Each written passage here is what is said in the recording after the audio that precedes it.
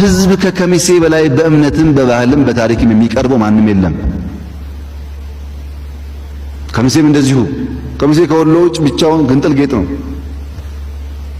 እነዚህ አንድ ህዝቦች ናቸው። በሰከነ መንገድ ሁለቱም ጋር ሰው እንዳይጎዳ፣ ሁለቱም ጋር ክፍፍል እንዳይፈጠር፣ አንድ ነው ተከባብሮ ወደ ልማት እንዲሄዱ ማድረግ። በነገራችን ላይ አማራ ጠል ነው የሚባለው ህገ መንግስት የአማራን ክልል ያቋቋመ ህገ መንግስት ነው።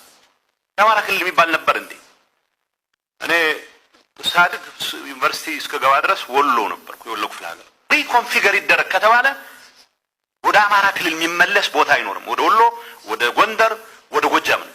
ህገ መንግስቱ መነሻ እናድርገው ማለት መታየት የለበትም ኢሹ አይነሳም ማለት አይደለም። ከተነሳ ህገ መንግስቱን ማዕከል አድርገን ካልሰራን በስተቀር የፍጅት ፕሪስክሪፕሽን ወሎ ክልል ይሆናል። ወሎ ማንነቱን ያስከብራል።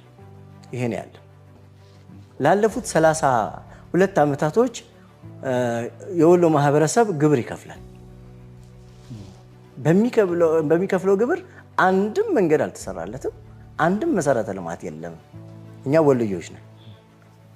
ባቲን ማህበረሰቡ የሚያውቃት ወሎ ብሎ ነው የሚያውቃት። ነገር ግን ወሎየነታችንን ለማጥፋት ስለተፈለገ የኦሮሞ ልዩ ዞን ተብሎ ነው የተቀመጠ። ወሎ ራሱን ችሎ እንዳይወጣ የሚደረግ ጫና ትክክልም ተገቢም አይደለም። እንደ አማራ ብሔራዊ ክልላዊ መንግስት የሚነሳ ጉዳይ አለ። ማህበረሰቡ የሚያነሳው ወሎን ገንጥላችሁ አማራ ልታሳንሱ ነው። እኛ አማራ አይደለንም። መጀመሪያ ወሎ ማህበረሰብ እኮ ራሱ ወሎዬ ነው። ወሎ እንደ ወሎ ቢወጣ ለአጎራባች ጎጃሜው ለአጎራባች ጎንደሬው ወሎ በማደጉ እድል ነው። ለአፋር ማህበረሰቡ እድል ነው የሚሆነው። ለፖለቲካ ሲሆን ወሎዬ አማራ ነው። ከፖለቲካ ውጭ ለሆነ ጉዳይ ግን ወሎ የተለያዩ ስድቦችና ትርክቶች ይነገሩበታል። ምን አጠፋ? ምን በደለ? የተከበራችሁ የፌዴራል እና የአማራ ብሔራዊ ክልል መንግስት ምክር ቤት አባላትና የሚመለከታችሁ ተቋማት ኃላፊዎችና አመራሮች፣ እኛ የወሎ ማህበረሰብ ራሱን በራሱ የማስተዳደር የክልልነት ጥያቄ ስናነሳ ባለፉት ስርዓቶች ሲደርሱብን ከነበሩት ማህበራዊ፣ ኢኮኖሚያዊና ፖለቲካዊ የባህልና የታሪክ ሽሚያ ትርክት ነፃ ወጥተንና ማንነታችን ታውቆ ተረጋግጦና ህገ መንግስታዊ የሰብአዊና ዲሞክራሲያዊ መብቶቻችን እንዲከበሩልን ነው።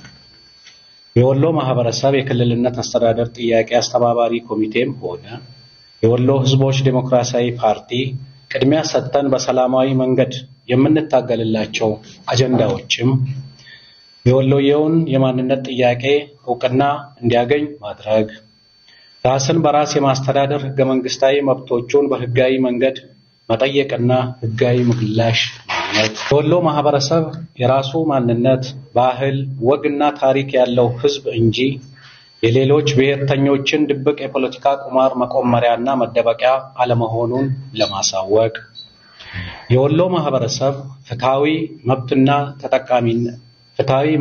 ተጠቃሚነት ለማስጠበቅ በየትኛውም ህጋዊ መንገድ ከሚንቀሳቀሱ የሀገሪቱ ብሔርተኞች ጋር በመከባበር በመግባባትና በመቻቻል አብሮ ለመስራት የሚያስችል የዳበረ ባህል ያለው ማህበረሰብ መሆኑንና ፍላጎቱም እንዳለው በይፋ ለማሳወቅ፣ ወሎዬው በምንም ብሔርና ሃይማኖት ሳይለያይ በፍቅር ተከባብሮና ተደጋግፎ እየኖረ ያለ ማህበረሰብ በመሆኑ ለሌሎችም ተምሳሌት መሆኑን ለማሳየት የሚሉት